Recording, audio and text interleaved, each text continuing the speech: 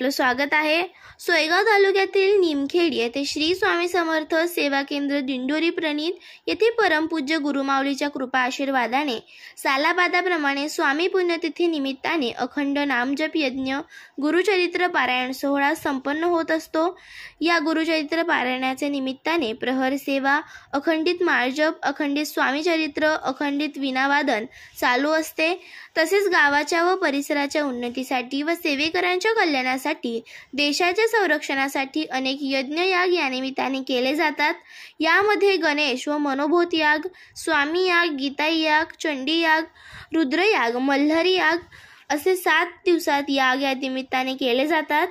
तसेच दिवसा माता भगिनी प्रहर सेवा करतात, तर रात्री पुरुष सेवेकरी प्रहर सेवा करतात व सकाळी 2 तास गुरुचरित्र पारायणाचा सामुदायिक पद्धतीने वाचन केले जात होते।